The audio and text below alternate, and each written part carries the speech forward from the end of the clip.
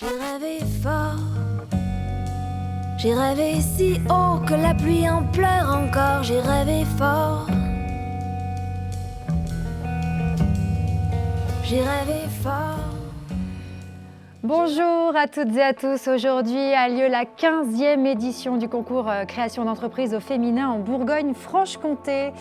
Et donc je vous propose de faire la connaissance de femmes entreprenantes, de femmes qui ont eu le courage de changer de vie et de s'en donner les moyens. Donc ces femmes, chacune d'entre elles nous livrera son témoignage et nous présentera sa création. 20 dossiers ont été retenus, 23 nominés pour ce concours Initiative au féminin 2020. Elles sont toutes présentes ici avec leur bébé entre les mains, car oui, on le sait, les femmes donnent la vie, mais elles sont également capables de faire naître des entreprises. Et elles vont nous prouver, elles vont vous prouver qu'elles sont capables d'accomplir de grandes choses. Pour débuter avec ce premier groupe que je vais inviter à me rejoindre sur ce plateau, un point commun, celui du service du quotidien. Comment pouvons-nous nous faciliter la vie au quotidien? Comment pouvons-nous créer de la solidarité tout en préservant et en respectant l'environnement? Eh bien, ces questions, elles se les sont posées et elles ont trouvé les solutions. Merci d'accueillir Maude Bongiraud, Aline Dornier, Maëva Éhinger et Jennifer Pierre. Je salue également Lucie Sujobert qui malheureusement n'a pas pu être présente avec nous aujourd'hui, mais on pense bien à elle. Bonjour les filles. Bonjour. Bienvenue. Voilà, c'est déjà une belle consécration d'être arrivée jusqu'à nous pour ce concours Initiative au féminin. Donc c'est une belle revanche. Bravo les filles. Donc est-ce que vous êtes prêtes à présenter chacune vos créations et donner envie à d'autres femmes de suivre votre chemin? Avec plaisir. Très bien. Alors Maude, on va démarrer avec vous. Vous avez monté une franchise de la maison Shiva. Vous en avez peut-être déjà entendu parler. Shiva, c'est un service de ménage, repassage, mais pas seulement, hein, vous allez nous l'expliquer. Maude. Alors Shiva est le spécialiste du ménage et repassage à domicile pour les particuliers. Notre force, c'est d'avoir en permanence ce souci de la qualité au niveau de nos prestations pour procurer du bien-être, de la sérénité pour nos clients. Parce que quoi de plus confortable et apaisant quand on arrive après une journée chargée de retrouver un chez-soi tout beau, tout propre, désinfecté. Effectivement. Et ça a d'autant plus de sens aujourd'hui, je pense, avec la crise sanitaire que nous connaissons ou chez nous. Et du coup, qu'est-ce qui vous a poussé? Quelles ont été vos motivations pour que vous choisissiez ce domaine? Alors moi, c'est l'activité de ménage-repassage a été toujours une activité très apaisante à titre personnel. Donc je sais que ça fait sourire parce que beaucoup de personnes le vivent comme une contrainte, pas moi.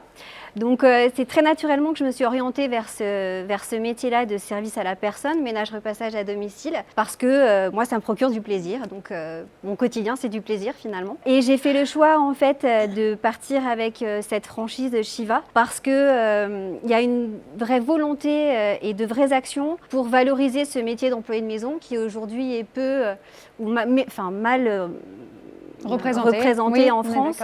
Oui. Et donc notre travail au quotidien, c'est vraiment de valoriser ce métier d'employé de maison et participer humblement à ce changement des mentalités dans l'appréhension de ce métier. Je trouve ça extrêmement motivant dans mon quotidien. Et comment vous vous y prenez justement pour créer cette valorisation? Cette valorisation, on l'a créée déjà par une montée en compétence de nos employés de maison, leur créer en fait de la vraie motivation, mettre en permanence le sens de ce que l'on fait. Et puis c'est de la proximité, de la confiance, de l'accompagnement au quotidien pour qu'elles se sentent bien. Parce que comme tout salarié, je pense qu'on ne fait bien son travail que si on a ce souci du bien-être aussi et qu'on aime ce que l'on fait. Donc voilà. On est sur une vraie note positive en tout cas. Donc Maude, pour ceux qui ne la connaissent pas, avec quand même une formation de juriste à la base. Donc voilà, donc on est sur un gros virage de vie hein, malgré tout. Oui. Est-ce que vous pensez que cette formation de juriste vous aide aujourd'hui à développer cette nouvelle activité? Alors au-delà de ma formation, c'est plutôt mon expérience de 17 ans en tant que responsable RH chez un grand constructeur automobile qui m'amène en fait ces compétences-là. Ensuite, effectivement, le virage de passer du salarié à de créateurs d'entreprise, c'est extrêmement motivant parce qu'on va découvrir de nouvelles choses, de nouveaux horizons. On est capitaine de son navire et c'est stimulant. Pour autant, c'est une période quand on est en phase de création qui peut questionner, donner un peu de vertige. Et donc, il faut passer ce plafond de verre qu'on se met assez naturellement, peut-être d'autant plus quand on est femme, je ne sais pas, pour après, effectivement, appréhender les choses avec enthousiasme, sérénité et puis panache, quoi. Oui, mais je pense que toutes ici, vous vous reconnaissez un petit peu dans ce témoignage. Merci beaucoup, Maud Bongiroux. Merci à vous. Aline Dornier, vous avez créé l'entreprise Chouette Éthique. Alors déjà, comme ça sonne plutôt bien. Chouette Éthique, c'est une entreprise qui rend service. Donc, c'est-à-dire que vous allez faire les courses à la place des consommateurs. Alors ça, c'est plutôt sympa. Est-ce que vous pouvez nous dire exactement comment cela fonctionne, Aline ? Oui, alors Chouette Éthique, c'est une entreprise qui vise à simplifier la vie des ruraux, parce que ce qui est important, c'est que c'est une entreprise qui s'adresse principalement aux ruraux et notamment aux farms, c'est-à-dire aux femmes actives, rurales et modernes, pour qui le temps est très précieux, mais il est très compté aussi. Et en fait, pour simplifier un peu la vie de ces femmes hyper actives, l'idée c'était tout simplement de les soulager en faisant leurs courses et quitte à de le faire de façon éthique, en allant sourcer des produits dans le respect de l'environnement, mais également dans le respect des individus. Et je suis convaincue qu'on a tout ce qu'il faut à disposition sur nos territoires, donc voilà. Il s'agit de mettre en relation et en synergie l'existant. Voilà. On peut dire finalement que vous vous complétez un petit peu toutes les deux. Complètement. Voilà, moi je vais signer avec vous tout de suite. Alors comment vous êtes arrivée dans cette démarche, Aline ? Eh bien, tout simplement parce qu'il y a 1 an, j'ai flirté très dangereusement avec le burn-out, ce qui m'a amenée à prendre une décision de quitter mon job, qui me passionnait, mais pourtant il fallait réagir. Et du coup, je me suis dit, maintenant j'ai du temps. Je savais que j'avais toujours eu envie d'entreprendre. Et je me suis dit, il ne reste plus qu'à entreprendre, mais comment et qu'est-ce qui te fait vibrer ? Et j'ai détaché plusieurs choses qui m'importaient. Et notamment la difficulté d'être une femme, parce que c'est pas évident et je l'expérimentais au quotidien. Et je sais que la tâche des courses, pour le coup, c'était vraiment une corvée pour moi. Donc je m'étais dit, quitte à le faire pour moi, autant en faire aussi profiter d'autres personnes. Et forte aussi de 15 ans d'expérience dans des PME rurales du secteur de l'agroalimentaire, je savais qu'il y avait énormément de choses et d'acteurs déjà engagés. Et en parallèle, ces acteurs engagés, ils rencontraient aussi des difficultés à faire valoir leurs produits, à faire valoir leur démarche.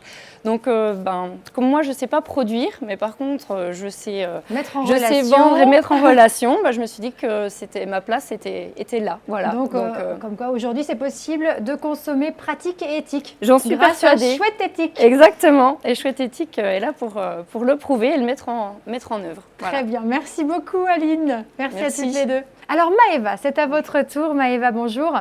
Vous avez monté, alors là on est sur un autre domaine, vous avez monté la micro-crèche Pitaya, c'est sur Besançon. Donc alors est-ce qu'on peut dire que vous êtes une crèche pas comme les autres ? Oui, j'aurais envie de dire que je suis une crèche pas comme les autres du fait de mon projet qui me tient vraiment à cœur depuis plusieurs années. La micro-crèche Pitaya, c'est une micro-crèche, donc lieu d'accueil d'enfants de 2 mois et demi à 6 ans. Sur du mode de garde classique, mais du coup la spécificité de ma microcrèche, c'est que je propose de l'accueil inclusif et social sur des accueils d'enfants porteurs de handicap ou de familles en situation de rupture sociale. Oui, donc là on est vraiment sur 2 domaines. Je ne pense pas qu'il y ait beaucoup de microcrèches qui proposent ce genre de service. Donc vous venez donc également en aide aux parents, c'est bien ça ? Oui, tout à fait. En fait, moi j'ai un diplôme d'éducatrice de jeunes enfants qui m'a amenée à travailler en crèche classique, mais aussi en foyer d'accueil d'urgence, donc du coup plutôt sur de la prévention. Et en fait, je trouvais que ce qui manquait dans la petite enfance, c'était ce côté de 0-3 ans de préventif pour accueillir au mieux les familles et soutenir ce travail de parents qui est quand même très difficile. Donc là, la prévention, vous parlez surtout de prévention contre les violences faites aux enfants, c'est ça ? Oui, les carences éducatives, les violences, mais aussi apprendre à être parent, apprendre à donner un repas, apprendre à savoir ce que c'est la bienveillance, la bientraitance.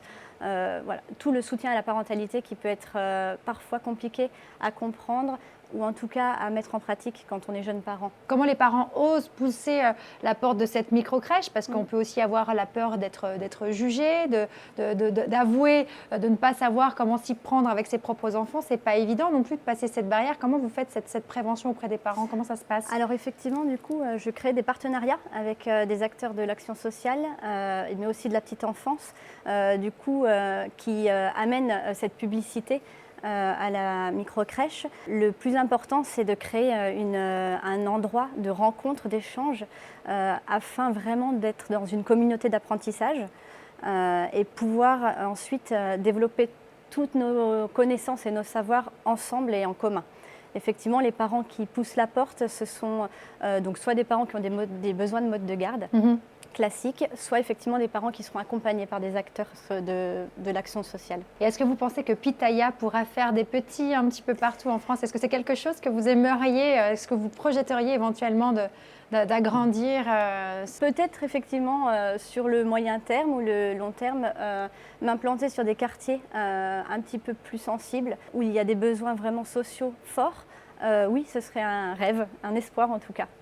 Et donc vous voulez donc vraiment lutter contre les inégalités sociales. Comment vous vous y prenez à ce niveau-là? C'est déjà d'accueillir tout le monde et d'être du coup le plus juste possible dans l'attribution des places. La microcrèche, c'est un lieu d'accueil de 10 enfants. Je conserve 20% des places pour ces accueils-là, afin vraiment d'être dans la mixité sociale.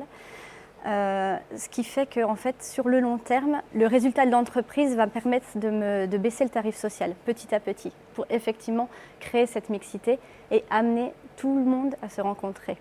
Eh bien, on peut dire que vous avez pensé à tout, vous êtes courageuse. Merci beaucoup, Maëva. Et alors là, avec Jennifer, on va entrer dans un tout autre univers. Voilà, vraiment un tout autre univers, un univers de service, mais cette fois-ci un service pour prendre soin de soi, tout en préservant la nature. On va parler coiffure parce que Jennifer, elle a un salon de coiffure itinérant. Voilà, c'est quand même plutôt rare. Moi, c'est la première fois que je rencontre un salon de coiffure itinérant. Est-ce que vous pouvez nous dire comment vous fonctionnez et surtout comment vous est venue cette idée de vous déplacer directement vers le client? Je suis coiffeuse depuis longtemps. Je voulais créer mon salon. Le problème, c'est que c'est un milieu rural, donc beaucoup de petits villages. Et je ne savais vraiment pas où m'installer pour que ça puisse toucher un maximum de monde aussi. D'accord. Pour apporter un service de proximité aux rural. Personnes vivant là. Je me suis dit, allez hop, un camion, je fais ma tournée. On va voyager un petit peu, voir du pays. Et puis voilà, donc en fait, voilà, je fais une tournée sur 2 semaines dans 11 communes différentes pour le moment. D'accord. Je m'installe pour la journée dans le village. Les gens peuvent venir avec son rendez-vous. Enfin voilà, c'est assez. Donc vous prenez une personne à la fois? Du coup, là, en temps de Covid, bien obligé. Oui. J'ai pas le choix d'autrement. Après, on peut quand même mixer un petit peu. Pendant des temps de pause, j'arrive éventuellement à caler quelqu'un d'autre. Mais ouais, le but, il était vraiment d'apporter un petit cocon de confort et de bien-être aux gens. Et quels sont les retours que vous avez justement de vos clients? Parce que c'est assez original quand même d'aller chez le coiffeur dans un camion à côté de chez soi. C'est plutôt sympa. C'est quoi les retours? Ils sont contents, ils réagissent très bien. On voit que ça attire, que ça intrigue. Oui. Et puis ils sont contents de voir que vraiment c'est la même chose que dans un salon de coiffure normal avec le bac à shampoing qui s'allonge avec le massage. Enfin voilà, la totale quoi. La totale. Et bon, on peut dire que vous êtes une coiffeuse engagée parce que non seulement vous êtes un salon de coiffure itinérant, mais vous êtes aussi une coiffeuse engagée. Est-ce que vous pouvez nous dire de quelle façon? Eh bien oui, on essaye de faire un maximum pour protéger la planète. Donc je suis partie avec une gamme de produits qui est naturelle, bio, écologique, avec de la coloration végétale. Je récupère les cheveux pour en faire don à une association qui fabrique des boudins pour dépolluer les eaux usées. J'ai mis un mitigeur à eau qui réduit d'environ 50% la quantité d'eau consommée. Enfin voilà, des petits gestes un petit peu comme ça. Écoutez, avec vous 4, les femmes vont être bien accompagnées. Merci beaucoup à toutes les 4 pour vos témoignages. Félicitations, bravo d'être venues jusqu'ici pour ce concours Initiative au féminin. Avant de se quitter, j'aimerais vous présenter une femme qui avait un message à vous faire passer à vous et toutes les autres nominées de ce concours. C'est celle qui a remporté le premier prix, qui a été lauréate l'année dernière, qui s'appelle Gertrude. Et je vous propose de regarder tout simplement. Bonjour, je suis Gertrude Lochaou, lauréate de la 14e édition Initiative au féminin. J'ai créé mon entreprise Tagvisor en 2019. L'entreprise, en fait, a pour but de digitaliser les services et les processus dans les entreprises, avec la particularité que nous n'utilisons pas d'application, mais plutôt un macaron. Et il suffit pour l'utilisateur de rapprocher son téléphone pour accéder à une panoplie de services et de produits de l'entreprise. L'avantage, c'est facile la mise en œuvre pour l'entreprise, parce que c'est juste un macaron qui la pose où il veut. Et puis pour l'utilisateur, voilà, il rapproche simplement son téléphone. Pour cette année, j'ai voulu apporter ma pierre à l'édifice en offrant aux nominés et aux lauréates une pastille qui leur permettra en fait de revivre l'événement à l'infini. Pour cela, elles devront rallumer leur téléphone, comme ceci, voilà, et rapprocher le téléphone de la pastille pour pouvoir revivre l'événement.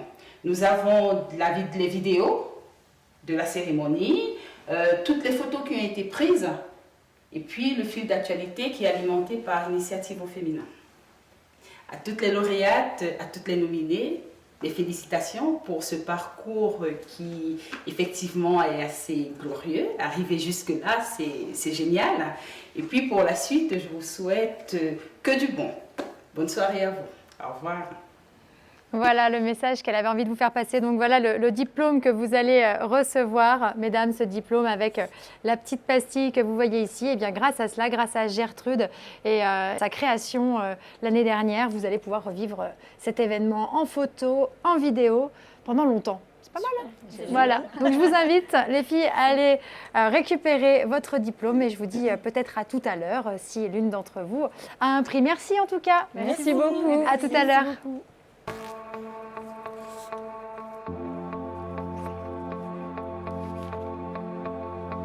Nous allons bientôt procéder à la remise des prix de cette 15e édition du concours Initiative au féminin.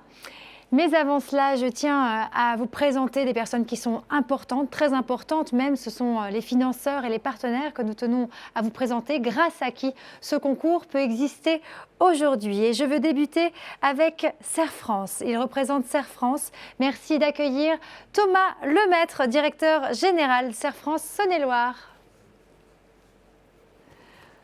Bonjour Thomas, bonjour. Bienvenue. Vous allez bien ? Oui. Oui, très bien. Merci d'être avec nous.